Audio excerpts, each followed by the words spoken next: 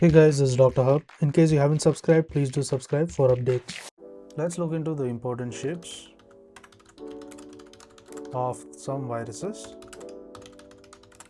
So to begin with, there is rabies virus.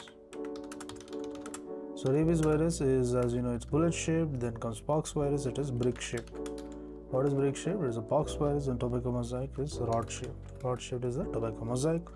Then comes the Ebola virus. Ebola virus will be filamentous. The astrovirus is star-shaped. The Ebola is filamentous. The astrovirus virus is star-shaped. Ebola is filamentous. Adenovirus is space-shaped. What is space-shaped? Space vehicle-shaped is the adeno. This is important, adenovirus. Then comes the rotavirus, which is the wheel-shaped. To learn and grow daily like this, please do subscribe.